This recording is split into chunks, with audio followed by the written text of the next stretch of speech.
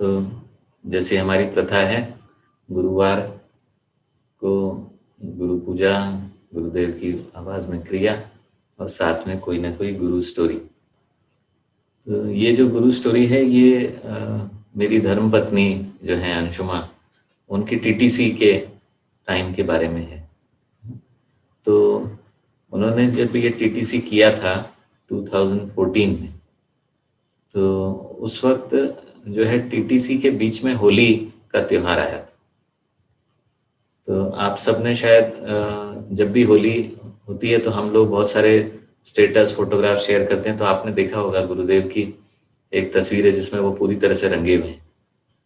तो वो जो तस्वीर है गुरुदेव की वो उसी समय की है, 2014 की।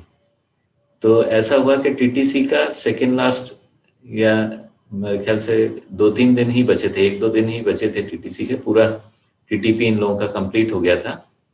और उस दिन होली का त्योहार था और गुरुदेव का वो था कि गुरुदेव अवेलेबल थे यज्ञशाला में सबको दर्शन देने के लिए और सबके साथ होली खेलने के लिए। तो ये एक अद्भुत वो था, है ना, जिसमें जितने भी लोग आश्रम में थे तो गुरुदेव बैठे थे और गुरुदेव के पास में नेचुरल कलर्स सब उधर रखे हुए थे, जितने जो दूसरे डिवोटीज हैं, वॉलंटियर्स हैं उन्होंने, और ऐसे दर्शन लाइन जैसी बनी थी, जो भी आ रहा था तो वो रंग उठाकर और गुरुदेव को रंग लगा रहा था। तो इस तरह का। तो अब उसमें क्या हुआ, सुबह से गुरुदेव बैठे थे, तो ये लोग भी सब जो टीटीपी किए थे, जब इनका बीच में ब्रेक हुआ तो लंच ब्रेक, तो ये फटाफट जाके और उस लाइन में लग गए कि हम भी उस लाइन में जाके और गुरुदेव के साथ होली खेलेंगे।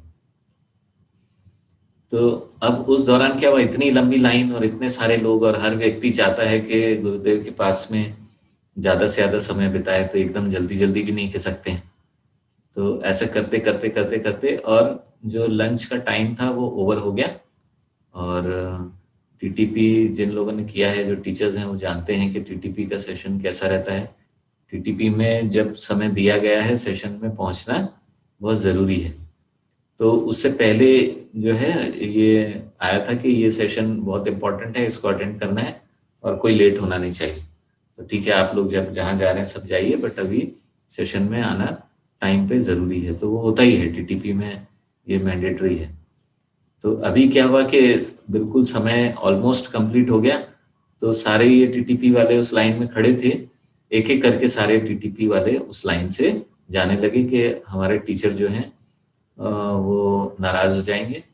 और उन्होंने कहा था कि किसी भी सेशन में अब अगर लेट हुए तो आपको टीटीपी से बाहर कर दिया जाए।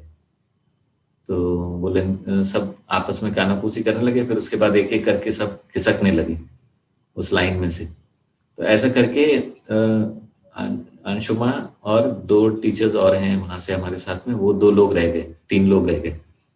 तो वो दोनों भी बहुत असमंजस में थे और फाइनली उन्होंने कहा, अरे देखो अब तो टाइम ओवर हो गया, अब नहीं जाएंगे तो डांट भी पड़ेगी, और हो सकता है मतलब हम इतने क्रिटिकल टाइम, क्रूशल उस पर पहुंच गए हैं जंक्चर पे, जहां हमारा टीटीपी ऑलमोस्ट कंप्लीट हो गया, ऐसा नहीं हो कि हमें टीटीपी से निकाल दिया जाए या हमें मतलब टीचर ना बनाया जाए।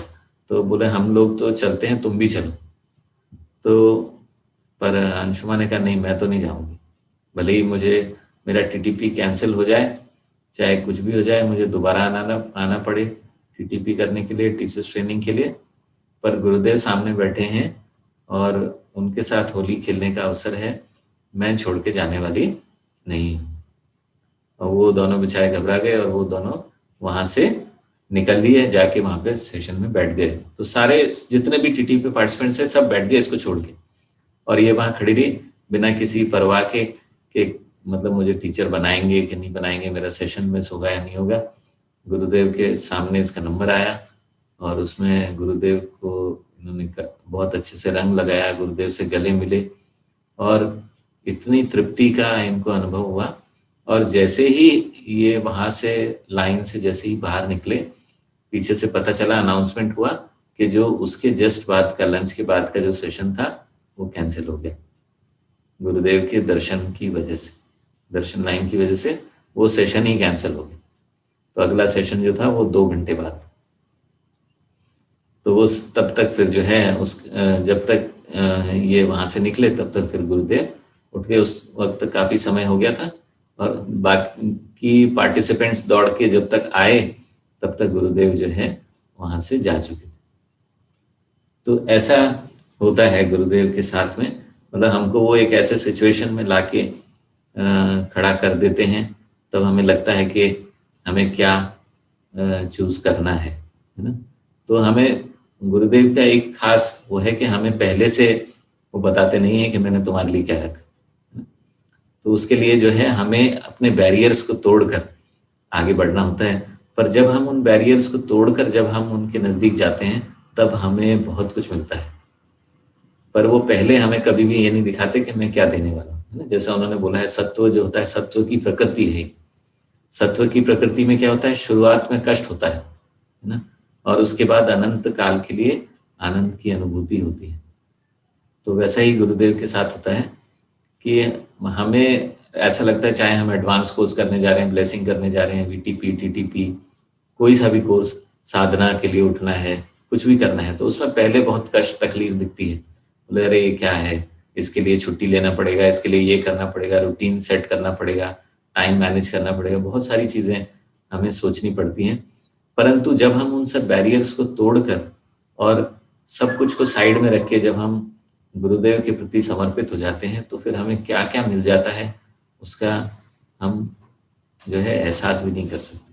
और यहाँ सब लोग साधना कर रहे हैं, उन सब लोगों को इस बात का आइडिया है कि सब साधक हैं, है ना? तो उनके जीवन में इस प्रकार के अनुभव हैं ही हैं।